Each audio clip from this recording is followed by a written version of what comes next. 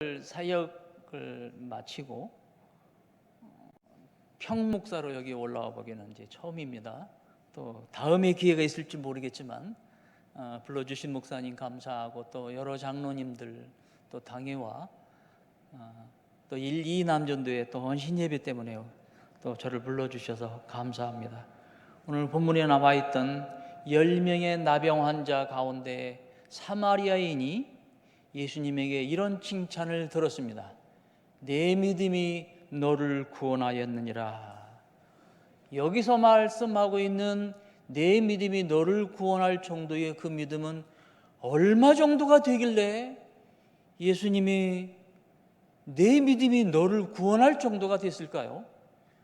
그런데 여러분 잘 아시는 거죠. 구약 성경에 보면 바벨론의 벨사살 왕이 하나님의 저울에 달렸을 때 하나님이 너는 자격 미달, 기준 미달 그렇게 해서 그날에 죽임을 당했습니다. 오늘 우리가 주님이 칭찬하셨던 사마리아인의 믿음, 내 믿음이 너를 구원하였으니 라는 말씀으로 함께 은혜를 나누기를 소원합니다. 우리 사자성어 가운데 오리무중이라는 말이 있어요. 너무도 잘 알고 있는, 오리는 이 4kg의 절반인, 이 심리가 4kg인데 4kg의 절반인 오리입니다. 그래서 오리가 2kg를 안개 속에 쌓여 있다라는 그런 뜻이에요. 그래서 그것이 오리무중인데 그 뜻은 그렇습니다. 어떤 일의 상황을 파악하기 어렵거나 일의 갈피를 잡기 어려운 것을 이르는 말, 야, 참 난감하다, 오리무중이다라는 말을 우리가 그렇게 사용을 하기도 하죠.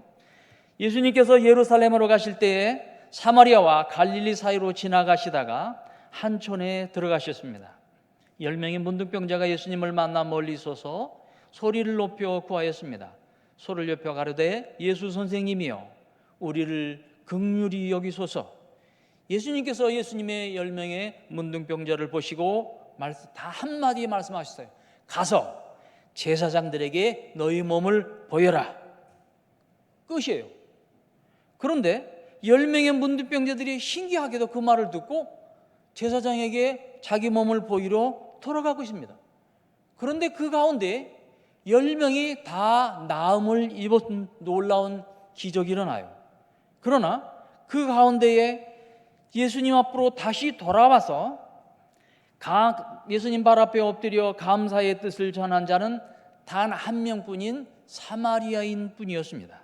오늘 본문 15절 16절에 보니까 그 중에 하나가 자기의 나은 것을 보고 큰 소리로 하나님께 영광을 돌리며 돌아와 예수의 발 앞에 엎드려 살해하니 저는 사마리아인이라.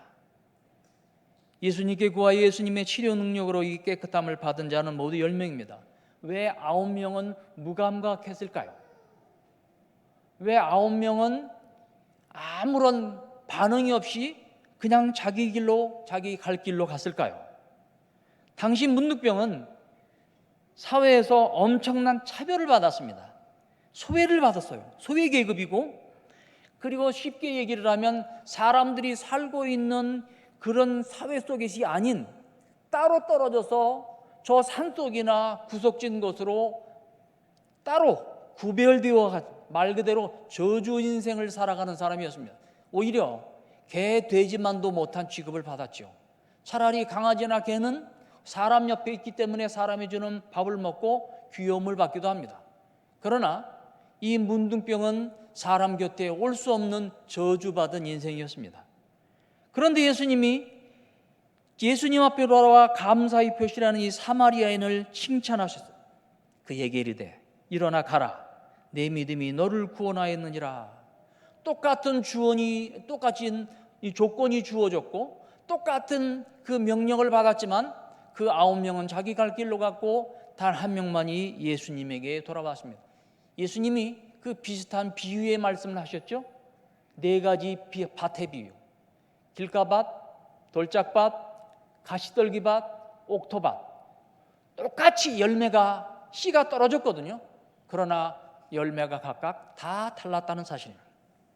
예수님이 그 씨 뿌리는 4가지 비유의 밭을 우리는 한번 생각해 볼 필요가 있습니다. 그렇다면 우리가 첫 번째로 생각해 보는 것이 내 믿음이 너를 구원하였다는 말을 저는 한번 성경을 여러 군데를 한번 찾아봤어요. 그런데 예수님이 내 믿음이 너를 구원하였다는 이 말씀을 하신 것이 여러 군데가 많이 나오더라고요. 그런데 이 헬라어 원문을 보면 각각 하신 그 내용의 뜻이 다릅니다.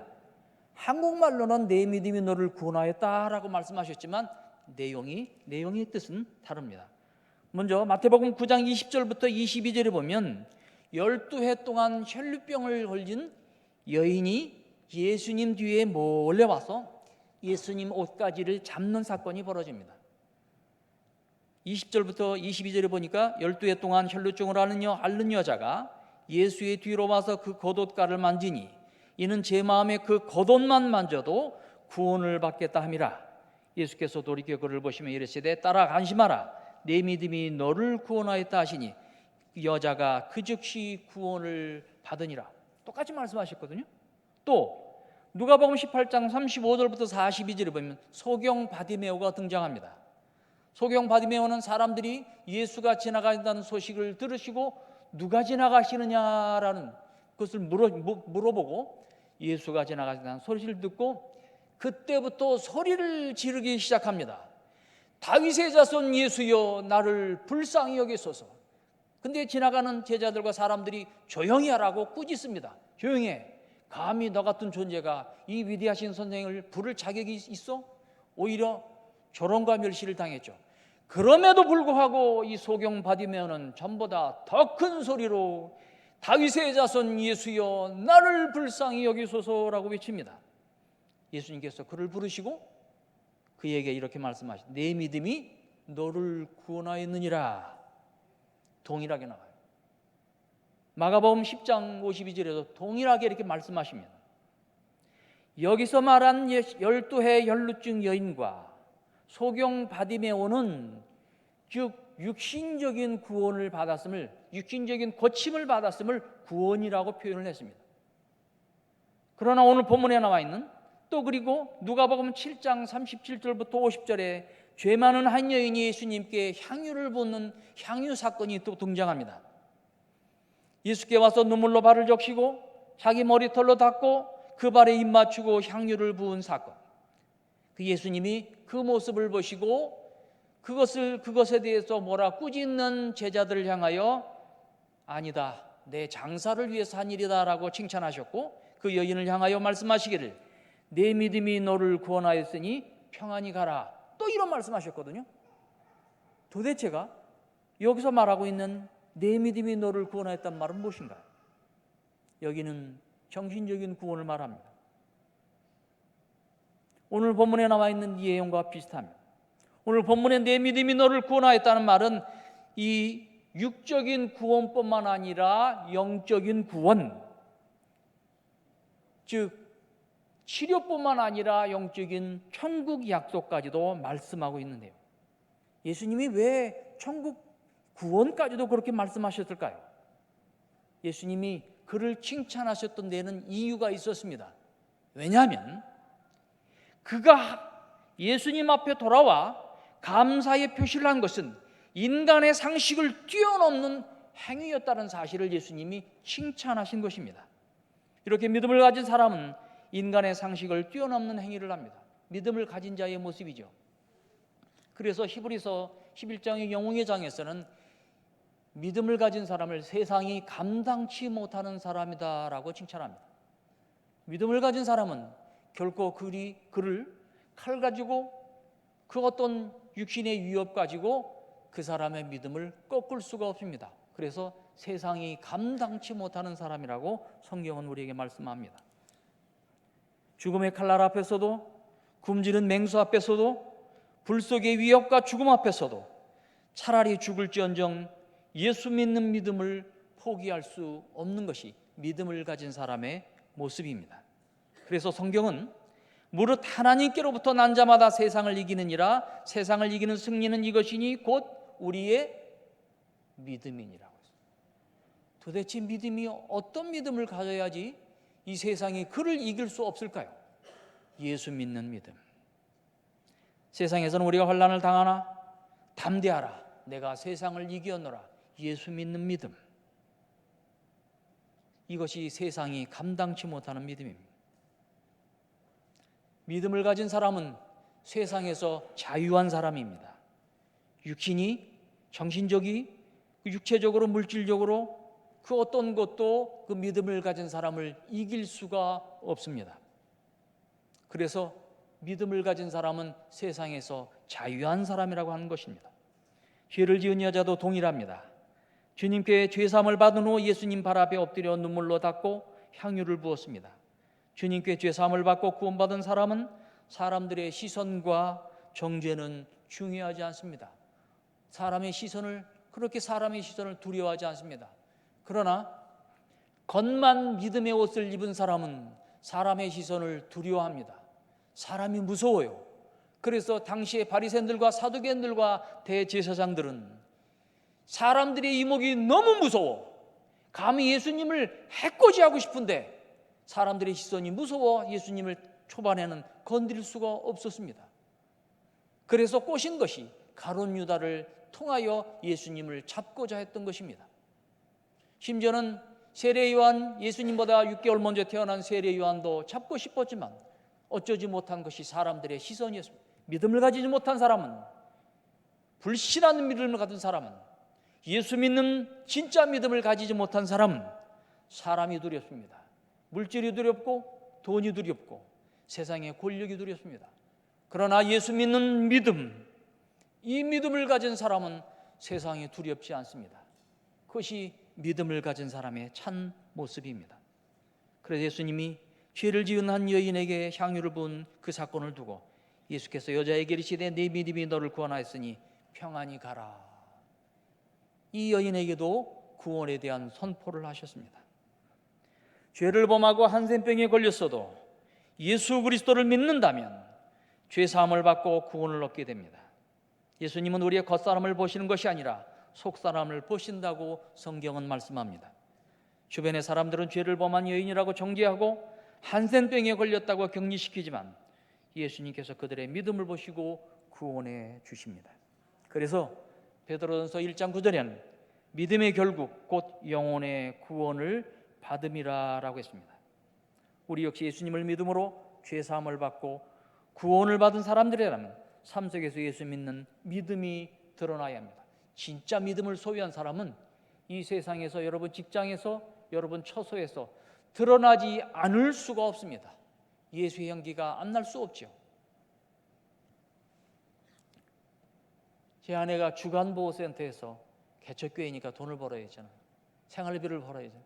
아내가 주간보호센터에서 일을 하거든요. 주간보호센터에 보면 온갖 종류의 어르신들이 주간보호센터의 요양원에 등장합니다. 주간보호센터는 여러분 이해를 돕기 위해서 어르신들이 다니시는 노치원,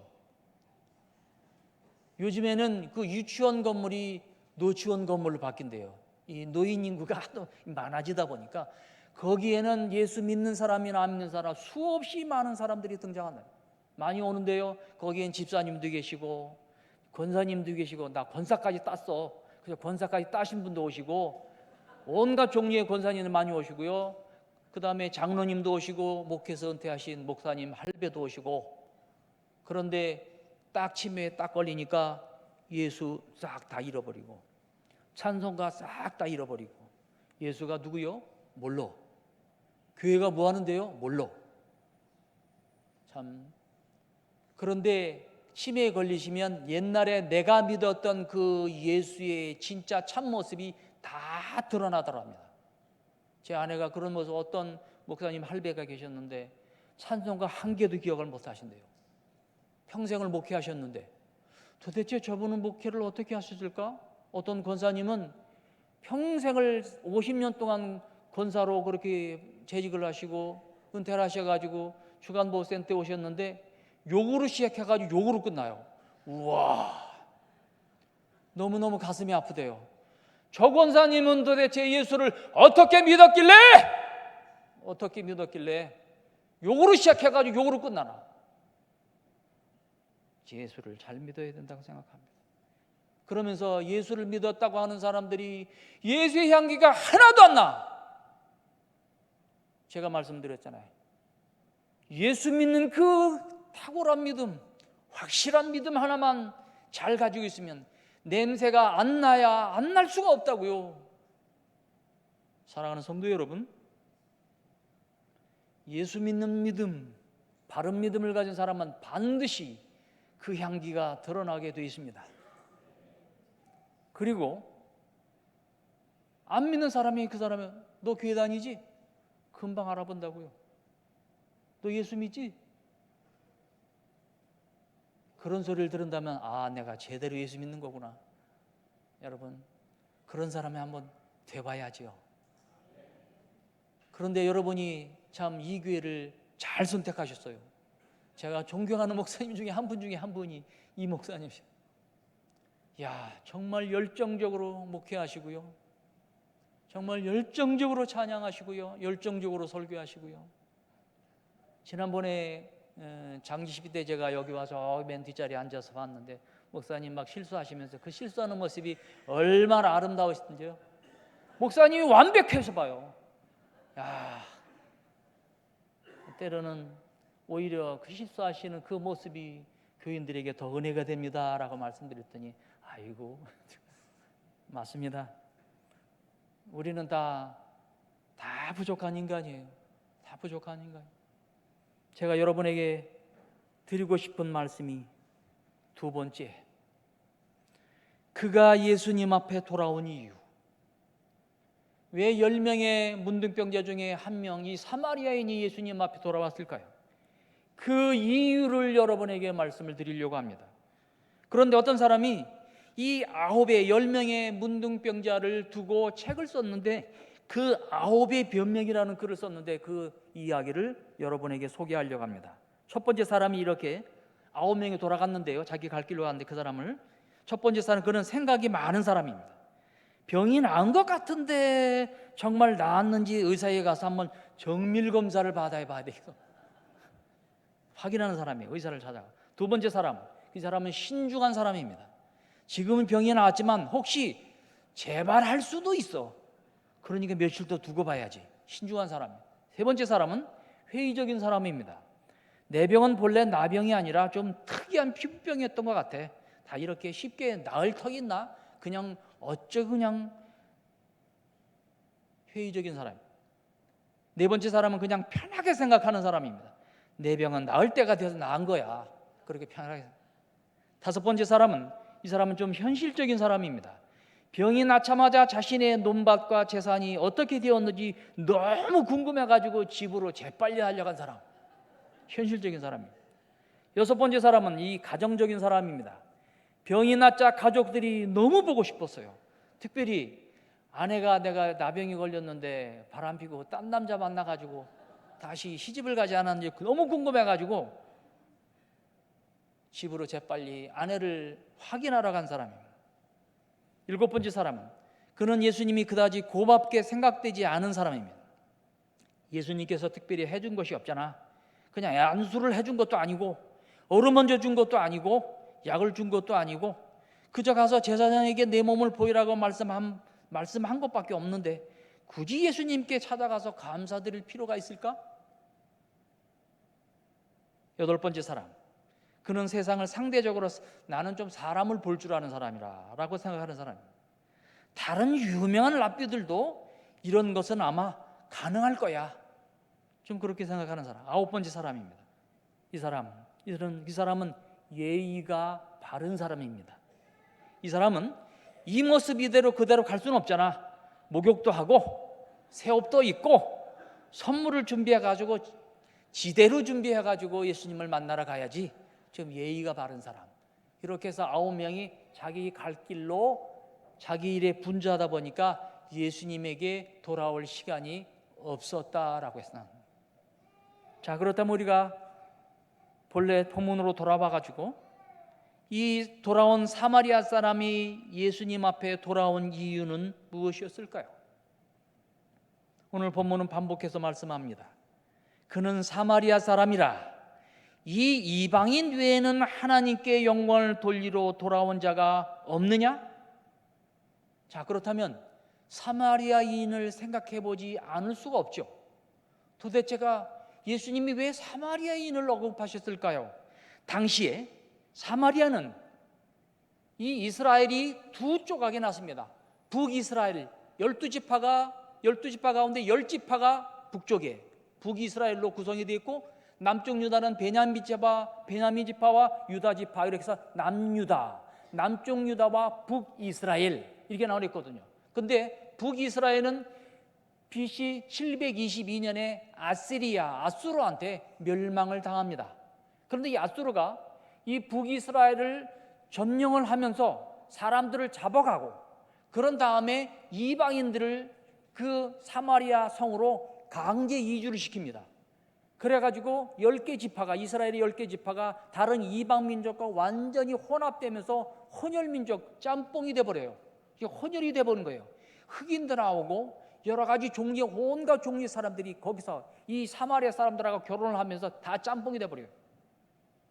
그러다 보니 순수 혈통을 잃어버리기 때문에 남쪽 유다에 있는 이스라엘 사람들은 북쪽에 있는 이스라엘 사마리아 사람들과 상종을 안 하려고 했습니다. 왜? 그들은 하나님을 섬기다가 하는데 가짜로 섬기고 있거든요. 그리고 그들은 금송아지를 섬기고 있었고, 그리고 그들은 이미 말 그대로 이스라엘의 혈통을 잃어버렸다고 생각을 해서 그들에게는 이방신을 섬기는 그것 때문에 그들과 물건을 사고 팔지도 않았고, 심지어는 사마리아 땅으로 중간으로 거쳐서 가지 않고 차라리 먼 곳으로 돌아가기도 했습니다. 그러니까 당시에 사마리아 사람은 개, 돼지 취급을 받았어요. 그러다 보니까 예수님 앞에 돌아온 사람이 돌아와서 예수님께 진정으로 감사를 할 조건이 0.1%도 없었어요. 왜? 혼혈 정책으로 개, 돼지 취급을 못 받았는데. 그런데 너무도 신기한 일이 벌어졌거든요. 이 사마리아인이 도무지 불가능한 일이 가능성 있는 일로 바뀌어버렸습니다. 그래서 예수님이 하신 말씀이, 이 사마리아인 외에는 감사하러 돌아온 자가 없느냐? 나머지 9사람은 누구였습니까? 이스라엘 사람, 유대인이었습니다. 근데 그 9사람은 각기 자기 길로 갔어요. 그런데 여기서 이 사마리아 사람이 한 얘기가 있습니다. 무슨 생각을 했을까요? 왜 예수님 무슨 생각을 하면서 예수님 앞에 돌아와 엎드려서 감사의 표시를 했을까요? 예수님 발 앞에 엎드려 이렇게 얘기를 했을 것입니다. 성경에는 나와 있지 않지만, 예수님, 나는 이런 은혜를 받을 자격이 없는 사람입니다. 나는 이스라엘 사람들이 생각하는 개돼지처럼 생각하는 이방인이고 사마리아 사람입니다. 다른 9사람은 하나님의 주님의 은혜를 받을 자격이 있는 사람들이지만 나는 은혜를 받을 자격이 없는 사람입니다. 그런데도 내게 이런 은혜를 베풀다니요. 예수님, 감사합니다. 이것이 그가 예수님께 돌아온 이유입니다. 그가 드리는 엄청난 무게의 감사, 너무도 많은 것을 액기스로 장착했어. 도무지 이 감사는 너무 무거워서 내가 가질 수 없고 하나님 앞에 드릴 수밖에 없는 너무도 그의 겸손한 감사.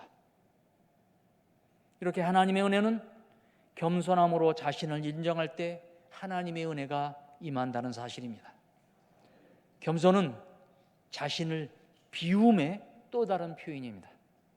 삶의 주인이신 하나님을 인정하는 것, 그분의 때를 기다리며 잠잠히 기다리는 것, 주님의 은혜를 망각하지 않는 것, 곧 겸손이요 비움입니다.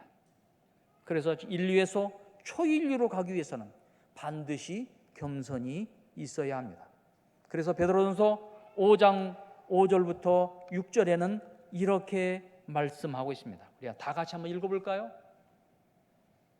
시작. 젊은 자들아, 이와 같이 장로들에게 순종하고 다 서로 겸손으로 허리를 동이라.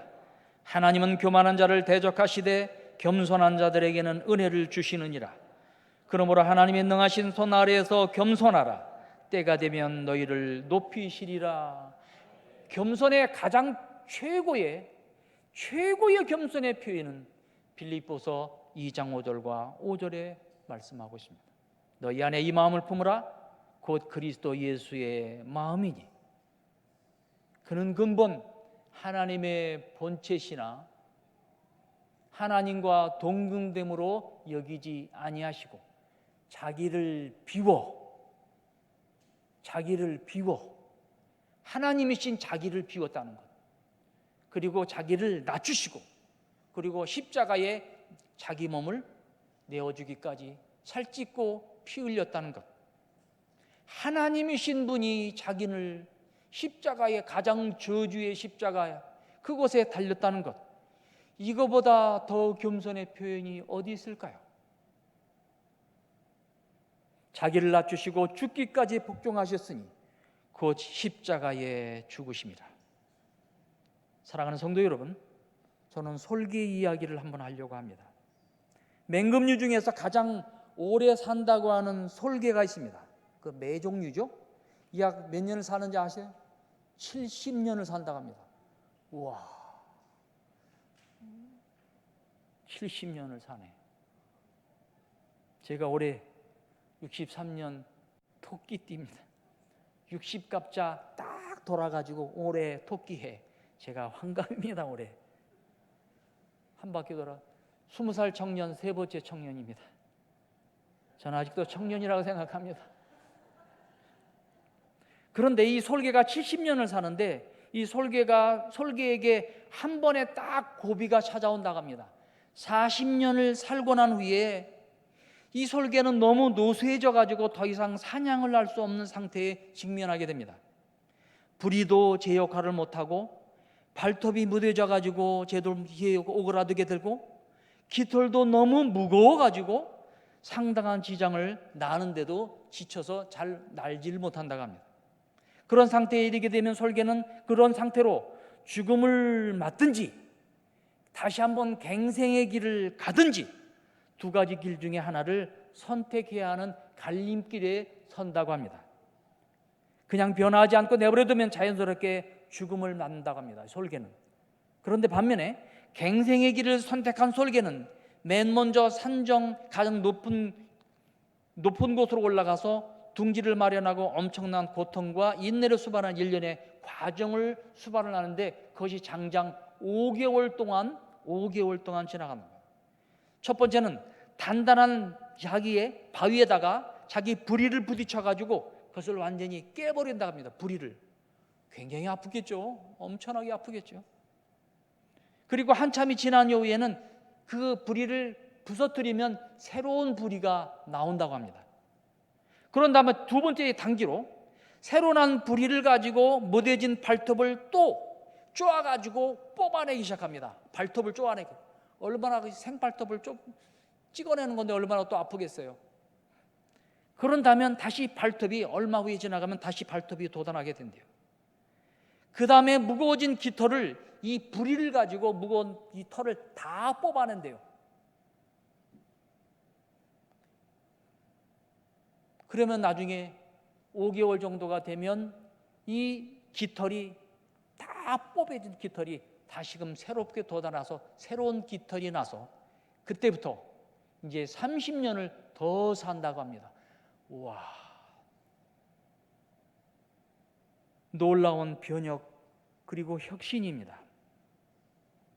30년을 더 살 수 있다면 여러분 한번 시도해 보는 것도 괜찮잖아요. 여기 어르신도 계시는데, 목사님 30년이요? 내가 그런 기회가 주어지면 아마 다 시도해 보실걸요? 그런데 쉬운 길이 아닙니다.